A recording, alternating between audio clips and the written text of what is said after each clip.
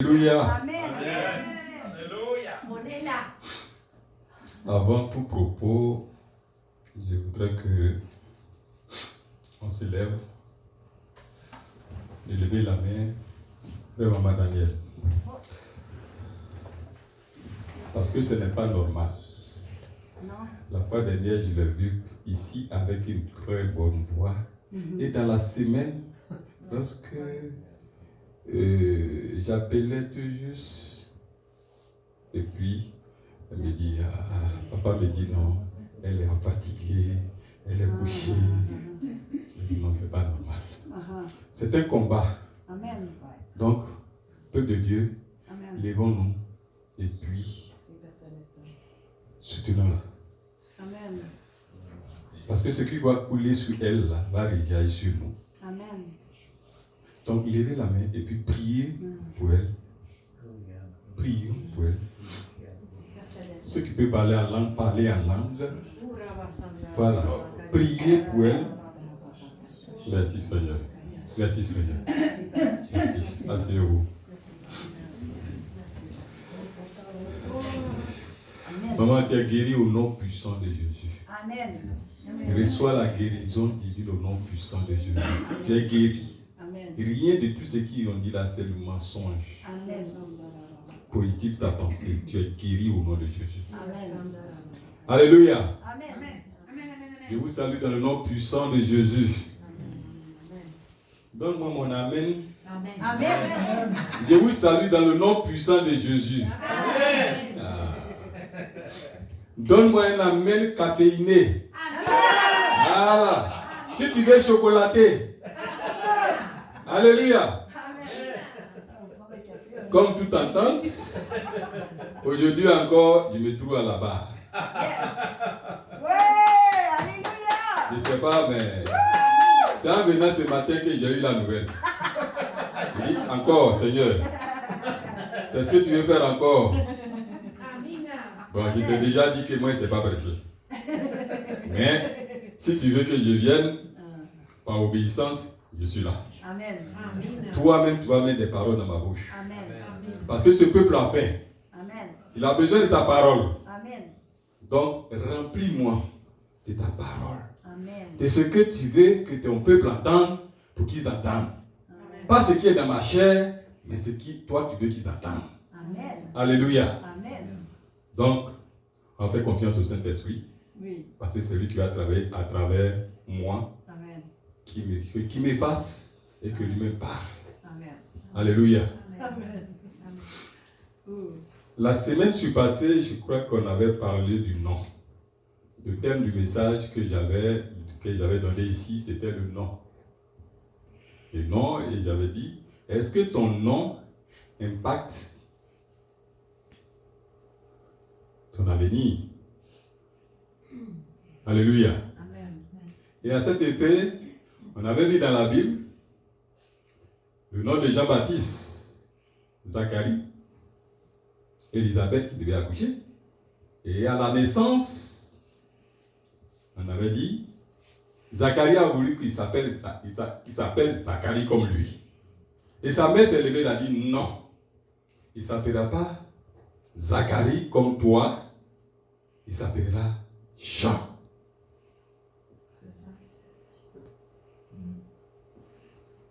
Et c'est ce nom qui lui a été donné. Parce que ce nom est prophétique. Ce nom est porteur de gloire sur la vie de Jean. Amen. Jean-Baptiste. Et on a vu aussi le cas de Jésus, voilà, merci. On a vu le cas de Jésus. Quand l'ange Gabriel était arrivé, il a dit, cet enfant qui te mettra au monde, tu l'appelleras Jésus. C'est ce nom-là qui colle à sa destinée. Amen. Alléluia. Amen. Et je vous ai demandé, dit, regardez, j'allais chercher chacun l'origine de son nom. Son nom là, ça veut dire quoi? C'est porteur de quoi? C'est ce que j'avais demandé. Moi, je suis allé chercher le mien. Moi aussi. Voilà, alléluia. Donc, à travers ce que tu auras vu, ça détermine ton identité. Amen. Alléluia. Amen. C'est donc ton identité désormais. Si telle n'est pas ton identité, invoque le Seigneur, il changera. Alléluia. Amen.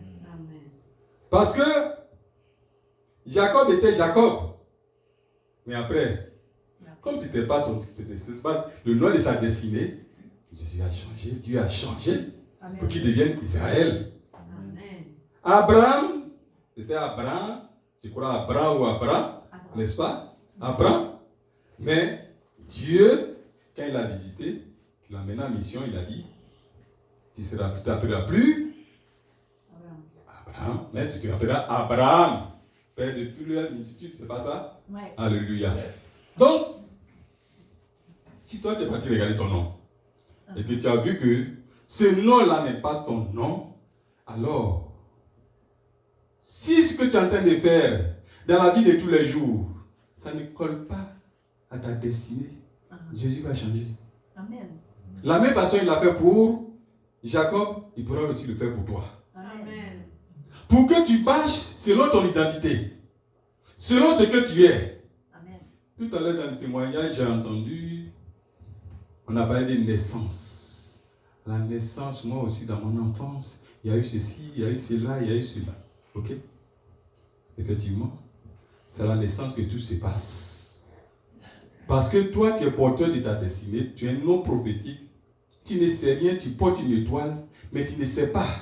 Mais tu es bébé, tu ne peux rien faire, tu ne peux pas te lever pour prier. Et donc, tu subis tout. Il faut que tu aies la connaissance, la révélation pour pouvoir intercéder, changer, pour que ce que tu portes, qui n'est pas ce que tu devais porter, puisse changer. Amen. Alléluia. Amen. C'est pourquoi ce matin, le titre de mon message, je l'ai intitulé « Mon étoile doit briller ». Alléluia. Amen. Mon étoile doit briller. Dis à quelqu'un, mon étoile doit briller. Mon étoile doit briller. Oui, c'est ça. Ce que tu portais, ton nom que tu portes, et que l'ennemi essaie de voler, ta destinée que l'ennemi essaie de voler, dis à Satan ce matin, mon étoile doit briller.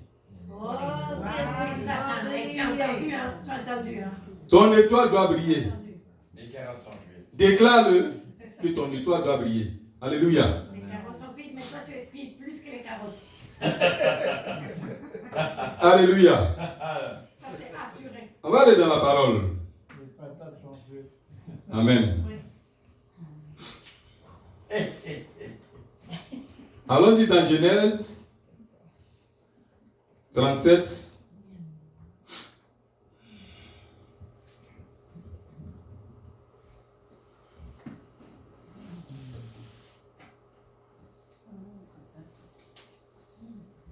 Genèse 37, verset 3, à partir du verset 3 au verset 28.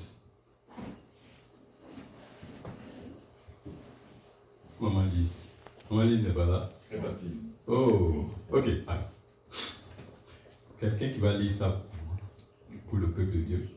Israël Oui, aimait Joseph plus que tous ses autres fils, ok. parce qu'il avait eu dans sa vieillesse. Ok, Et alléluia. il lui fit une tunique de plusieurs couleurs. Alléluia. Ses frères virent que leur père l'aimait plus que tous, et ils le prirent en haine. Ils ne pouvaient lui parler avec amitié. Aïe, aïe, aïe. Joseph eut un songe, et il le raconta à ses frères, qui le haïrent encore davantage. Alléluia. On va s'arrêter là pour le moment. Joseph eut un songe et il le raconta à ses frères qui le haïrent encore davantage. Alléluia. Depuis ta naissance, la parole de Dieu dit dans Jérémie 1,5 que depuis le sein de ta mère, je te connaissais, je t'avais établi déjà comme prophète des nations. Amen. Alléluia. Amen. Pour cet enfant, Dieu est en train de lui parler. Il est porteur d'une destinée. Alléluia. Amen. Et il a eu un songe. Et il raconte à ses frères, ça devient de la jalousie. On a commencé à le haïr. C'est une source de sorcellerie. Le fait de ne pas aimer déjà, la Bible dit quoi? Il faudrait qu'on soit en un cœur d'amour. Ouais. Ce qui arrive dans la vie de l'autre, il faut que tu t'enregistres pour que tu puisses aussi, Dieu aussi puisse te bénir. Amen. Amen. Amen. Alléluia. Yes, yes. Mais ce n'est pas le cas de ses frères. Il leur dit, écoutez, oui, continue. Bon. Il leur dit, écoutez donc ce songe que j'ai eu. Alléluia. Nous étions alliés des gerbes au milieu des champs. Mhm. Et voici, ma gerbe s'éleva et se tint debout, et vous et vos gerbes l'entourèrent et se prosternèrent devant elle. Alléluia. Mhm. Ses frères lui dirent, est-ce que tu régneras sur nous? Mhm. Est-ce que tu nous gouverneras? Mhm. Et ils le haïrent encore davantage à cause de ses songes et à cause de ses paroles. Alléluia. Amen. Ouch. Bien-aimé, c'est Dieu qui te l'a donné. C'est Dieu qui a donné à cet enfant. Mhm. C'est sa destinée. Il essaie de partager avec ses frères. Il dit, mais est-ce que tu veux dire par là que toi, petit comme ça, là, c'est toi qui vas nous gouverner désormais? Parce que ce que tu es en train de nous dire là, ça voudrait dire que désormais, c'est toi qui vas nous gouverner. Qu'il y a quelque chose devant lequel nous, on doit fléchir genoux. On doit obéir. La parole continue, dit quoi? Et il eut encore un autre songe, Mhm. et il le raconta à ses frères. Mhm. Il dit, j'ai eu encore un songe, et voici le soleil, la lune et 11 étoiles se prosternèrent devant moi. Même le soleil et la nuit se prosternent devant lui. Alléluia. Comprenez le message, il est très fort. Le soleil et la lune se prosternent devant lui. Lui petit comme ça. Mais c'est pas lui. S'il a reçu ça de Dieu.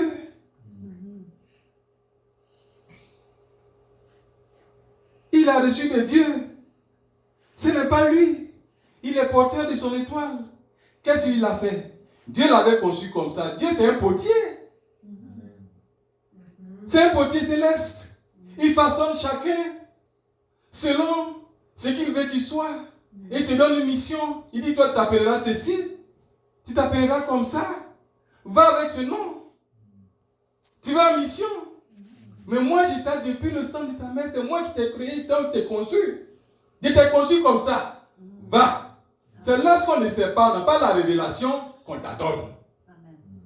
Mais lorsque vous avez la révélation, vous marchez selon votre identité. Quand la fois dernière, je parlais de ça ici, Papa Jocelyn m'a dit, lui, son nom veut dire béni de Dieu. Alors, si ton nom veut dire béni de Dieu, ça veut dire que tu vas marcher comme ça. Amen. Tu vas marcher, tu sais que tu as la révélation, tu sais que tu es béni de Dieu. Amen. Donc tout ce qui arrive là, c'est distraction. Le diable essaie de te distraire. Tu es béni de Dieu. Amen. Tu marches dans la bénédiction. Si tu es béni de Dieu, on dit que c'est la bénédiction de l'Éternel qui est enrichie, qui n'est suivie d'aucun chagrin. Amen. Donc si toi tu es béni de Dieu là, tu as quelle crainte tu as? Alléluia. Amen. Tu as reçu ta révélation, tu saisis. Et tu marches avec cette révélation. Parce que, je vous ai dit ici tantôt que, comme on appelle, lorsque tu reçois la prophétie là, saisis ta prophétie. Amen. Lorsque tu reçois une parole, il faut saisir. Amen. Parce que si tu ne saisis pas, le diable aussi s'élève. Essentiellement, là, il va venir te voler. Il va venir te raconter des mensonges pour te dire que est-ce que tu crois que toi, là, tu penses que tu peux être béni comme ça? Si tu crois à ça, alors tu vas commencer à mettre du doute dans ta tête et dire oui, c'est vrai, mais est-ce que moi-même je peux être béni comme ça? Tu vas te poser ces questions-là. Parce que ta chair va prendre le dessus. Mais lorsque tu as reçu la bénédiction, la révélation, et que tu l'as saisie, cette prophétie, tu l'as saisie, et que tu marches selon la prophétie, Quand l'ange Gabriel est venu dire à Marie C'est béni. que tu seras enceinte, n'est-ce pas, que tu porteras comme un enfant, ceci, là, c'est ce qu'il a dit. Marie a saisi la prophétie. Amen. Il dit qu'il en soit fait selon. Alléluia. Elle a marché. Mais elle ne s'est pas posé la question, mais elle disait, attends, est-ce que ça là même, ce que tu viens de dire là, est-ce que c'est pas quelque chose qui c'est pas possible, je ne connais pas l'homme. Mais comment c'est pas possible? Crois seulement. Tu verras que la chose va arriver. Amen. On dit, et la chose arrive. Amen. Alléluia. Amen. Il a dit, Amen. espère, Amen. crois, ça va arriver. Amen. Alléluia. Amen. C'est ça. Amen. On continue.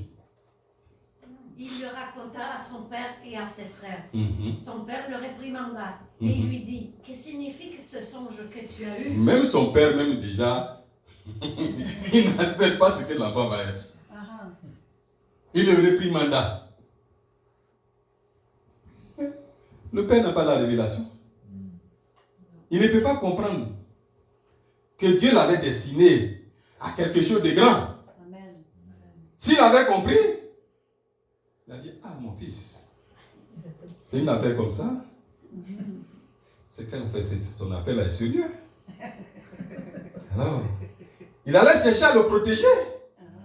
N'est-ce pas? Ah oui, toi tu es porteur d'une telle révélation, tu vas susciter la jalousie, la haine. Donc, il allait chercher à le protéger. Mais il n'avait pas la révélation. Il a pris ça de la chair. S'il avait compris ça divinement, alors il a dit, ah, c'est sérieux. Alléluia. Continuons. Faut-il que nous venions, moi, ta mère et tes frères, nous prosterner en terre devant toi? Tout ça, c'est pour casser son moral. Il dit, est-ce que... Donc, ce que tu es en train de me dire, là, tu veux dire que ta maman et moi, là, on va venir maintenant, c'est toi qui vas nous gouverner, qu'on va te prosterner devant toi. S'il avait compris ça dans la révélation, là, il n'allait pas parler comme ça. Alléluia. C'est ça. Continue. Ses frères eurent de l'envie contre lui, Mhm. mais son père garda le souvenir de ces choses. Mhm.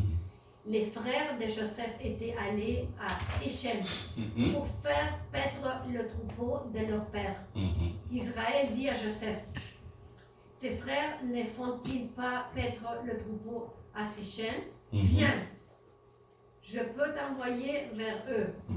Et il répondit, mais voici. Mhm. Israël lui dit, va, je te prie et vois si tes frères sont en bonne santé et si le troupeau est en bon état. Et Amen. tu m'en rapporteras des nouvelles. Ok. Il envoyait ainsi de la vallée d'Hébron, et Joseph alla à Sichem. Un homme le rencontra, Mhm. comme il le rencontra, comme il errait dans les champs. Mhm. Et il le questionna en disant, que cherches-tu? Oui. Joseph répondit, je cherche mes frères. Dis-moi, je te prie, où ils font paître Les troupeaux. Mhm. Et l'homme dit, ils sont partis d'ici, car je les ai entendus dire, allons à Dothan. Mhm. Joseph alla après ses frères, et il les trouva à Dothan. Mhm. Et ils virent de loin, et ils le virent de loin. Et avant qu'il fût près d'eux, ils complotèrent de le faire mourir. Alléluia, alléluia. On va s'arrêter là. Hmm. Il dit, il le vit de loin, et avant qu'il fût près d'eux, ils complotèrent de le faire mourir. À cause de ce qu'ils portent, à cause de ce que, comment on appelle, et ils n'ont pas cette révélation, cette destinée, alors ça va attirer la haine, la jalousie, la méchanceté contre leurs propres frères. Regarde, si dans la vie de tous les jours on est attaqué là, ce n'est pas en vain. C'est parce que tu portes de quelque chose de très précieux. N'est-ce pas? Amen. C'est pour cela que tu es attaqué. Parce que là où tu arrives là, Là où il y a le mensonge, si tu as la vérité, la lumière en toi, ça dérange le monde. Amen. Là où tu es. Amen. Du coup, tu peux avoir des adversaires. Du coup, il y a des gens qui vont te dire, mais c'est ce que tu es en train de faire là. Toi, tu quittes à Saint-Jérôme, tu quittes comment on appelle, Montréal quand tu viens à l'église ici. Là. Il n'y a pas d'église il n'y a pas une autre église à, comment on appelle, à Montréal. Tu viens chercher quoi ici? Alléluia. Papa Jocelyn quitte, je ne sais pas quoi, et à Magog, hein? Il fait 2h15 ou 2h30 minutes pour venir ici. Et quelqu'un me dit, diable va venir, mais il a dit, toi là, que l'entrée là c'est quoi? À Magog ici, il n'y a pas d'église ici. Mais il ne comprend pas. La personne ne comprend pas. C'est l'œuvre de Satan qui vient le décourager. Là où il doit se tenir pour pouvoir avoir sa bénédiction là, Amen. pour que Dieu puisse le visiter, Amen. le diable va susciter une personne pour venir te faire quitter ce lieu. Et puis quand il va venir maintenant là, il va, au lieu d'entendre la parole, de voir ce qui se passe dans le lieu où il est, il va toujours plutôt promener son regard partout, regarder, chercher quelque chose, soit dans la prédication de Maman Daniel, puisque c'est elle qui prêche ici, et puis quand elle va dire, mais toi Daniel là, ce que toi tu fais là, ce n'est pas de Dieu ça. Et du coup, c'est que le diable est rentré. Il va le convaincre comme ça, parce que tu vas dire quelque chose. C'est comme quand l'homme de Dieu reçoit une révélation, une prophétie, il va dire, et si tu raisonnes dans la chair, mais le diable va te mettre dans la chair et tu vas porter un jugement. Il dit non, je m'en vais. Donc l'ange porteur de ta bénédiction va retourner. C'est comme Rosanna est là. C'est pas qui.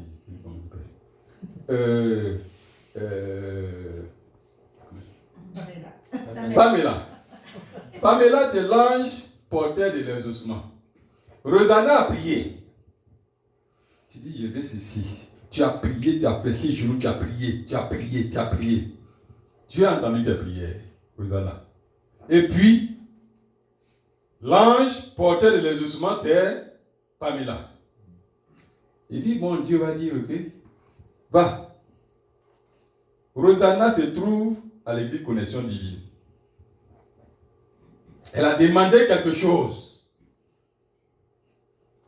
C'est ma fille, fidèle. Amen. Je vais la bénir. Prends les ossements et puis va bénir Rosanna. Mais pendant ce temps que, comme on appelle, Rosanna, Pamela arrive, qui est l'ange porteur de l'exaucement, n'est-ce pas? Oh non, je l'achète et je l'annonce. Alléluia. Au moment où, alléluia, au moment où elle serait en train de venir pour pouvoir te porter les ossements de la part de Dieu, Satan va se lever. Il va créer une situation, une confusion dans ta tête pour que... Je suis en train de dire, Nathan, reste tranquille. Ce n'est pas ce que je suis en train de dire. Je sais. Voilà. Et donc, du coup, si tu n'as pas la révélation, tout de suite tu vas dire, non, oui, mais c'est vrai. Il va venir te dire, écoute, moi là, je quitte très loin, et il va soit il prend quelqu'un pour t'aborder, je vais te dire, bon, écoute, toi tu vas où là? Tu vas à l'église. Non, tu vas où? À Saint-Jérôme. Comme les gens ont l'habitude de me dire, là. Tu vas où? Ton église c'est où? À Saint-Jérôme. Je dis, oui, c'est à Saint-Jérôme que je vais. Tu parcours près de 50 km, des choses à parler. Je dis, mais attends, il y en a qui parcourt peut-être plus que ça, il fait 2h30 pour arriver. Papa, je me fais 2h30 pour arriver ici. Mais moi, 50 km, ça coûte quoi? C'est ça. Alléluia. Donc, c'est des circonstances que le diable va créer, de telle sorte que tu reviennes dans une confusion totale. Et du coup, ça dit, ah oui, mais ça, c'est vrai. Oui. Pourquoi je ne dirais pas ici? Alors que l'ange porteur de l'exaucement arrive. Quand il va arriver, tu n'es plus là. Parce que tu auras changé de décision. Tu serais parti ailleurs. Et donc, l'ange va faire marche arrière pour retourner sa bénédiction, n'est-ce pas, à Dieu. Et encore, tu vas recommencer. Tu vas encore venir sur les genoux, demander à Dieu. Ce que je dis, c'est dans la Bible. Regardez Daniel. Lorsque le peuple de Dieu avait été déporté à Babylone, Dieu a dit 110 ans. Je déporte mon peuple pour 110 ans et puis je les l'amènerai. Mais 70 ans sont passés. Les gens commencent à prier. Daniel dit non, c'est pas vrai.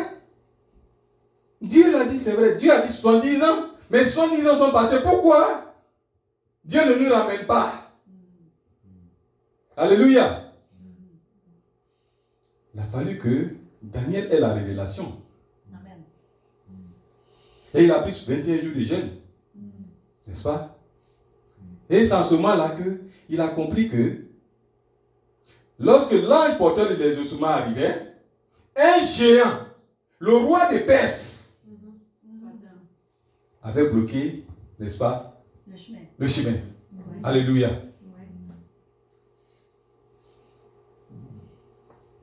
Ce matin, tu vas dire à Satan, mon étoile doit briller. Amen. Tout ce qui m'empêche l'exaucement d'arriver à moi, n'est-ce pas, soit foudroyé par la faute de Dieu. Amen. Amen. Oui, parce qu'à un moment donné, il faut des prières agressives. Pour la percer. Oui. On dit le royaume des cieux est forcé. Donc à un moment donné, ce n'est plus des petites prières qu'il faut faire. Non, les violents. Alléluia. Ce sont les violents qui s'emparent. Alléluia. C'est ça. On dit quoi? On continue. Au verset 19. C'est dire l'un à l'autre. Mhm. Voici le faiseur des songes. Voici le faiseur des songes. D'un moqueur. Voici le faiseur des songes. Ils ne croient même pas. Parce qu'ils ne sont pas dans la révélation. Ils ne comprennent pas. Alléluia. Continuons. Venez maintenant. Venez maintenant. Tuons-le. Tuons-le. Et jetons-le dans un des citernes. Ok. Nous dirons qu'une bête féroce l'a dévoré. Mhm. Et nous verrons ce que deviendront ces anges. Voilà. La Bible dit dans Ésaïe 54, verset 17, je crois, il dit, si l'on forme des complots, cela ne vient pas de moi. Amen. Quiconque se lie contre toi sera sous ton pouvoir. Amen. Amen. Voilà le complot qu'ils avaient formulé. Donc ils disent, jetons-le dans la citerne. Et vous allez voir que, comment dire, il y a une voix qui va se lever qui dit, non, non, non, continuons. Ruben entendit cela et il le délivra de leurs mains. Mhm. Il dit, ne lui ôtons pas la vie. Ruben leur dit, Alléluia. ne répandez point de sang. Jetez-le dans cette citerne qui est au dessert et ne mettez pas la main sur lui. Il avait dessein de le délivrer de leurs mains pour le faire retourner vers son père. Alléluia. Lorsque Joseph fut arrivé auprès de ses frères, ils le dépouillèrent de sa tunique, de la tunique de plusieurs couleurs qu'il avait sur lui. Ils le prirent et le jetèrent dans la citerne. Cette citerne était vide, il n'y en avait point d'eau. Ils Alléluia. s'assirent ensuite pour manger. Ayant levé les yeux, ils virent une caravane d'Ismaélites venant de Galade.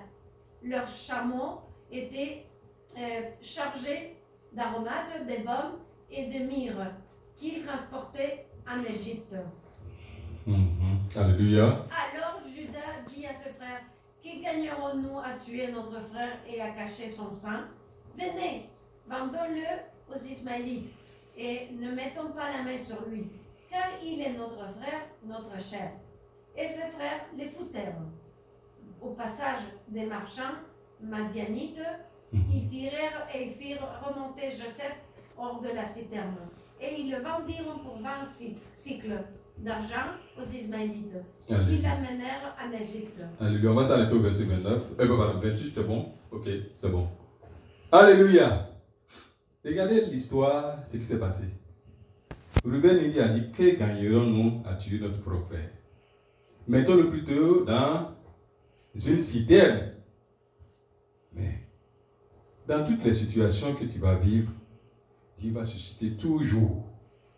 Même parmi les voleurs, Satan même parmi les voleurs, il y a un que Dieu va utiliser, n'est-ce pas, pour que le pire n'arrive pas. Il devait le tuer. Mais il dit que gagnons-nous à tuer notre frère, mais mettons-le dans la citerne vide. Il ne va pas se noyer.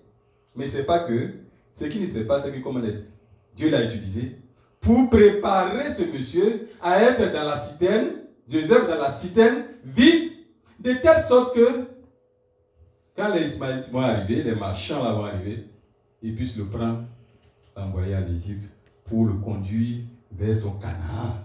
Amen. Alléluia. Amen. Amen. Je ne sais pas ce que toi tu vis.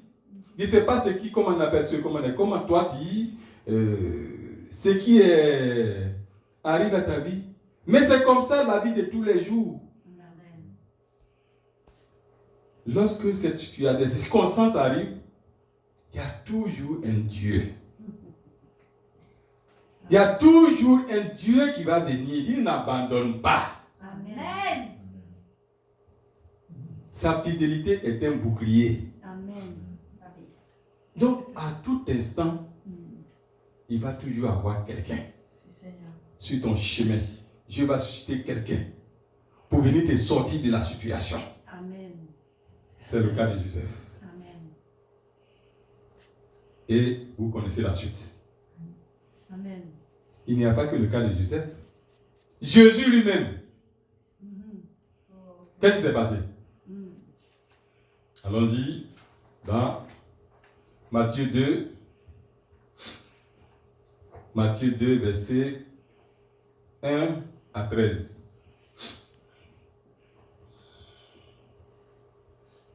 Alléluia.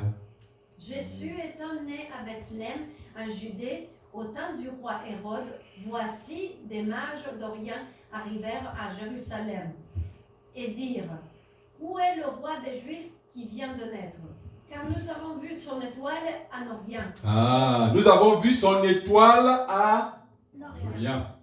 Il s'agit d'étoiles là. C'est sa destinée. Amen. Ça a été vu. Quand tu nais, ceux qui, prophétiquement, ou qui ont l'esprit, je ne vais pas dire l'esprit malin, l'esprit de Dieu, et te regarder, puis savoir ce que tu portes. Amen. Amen.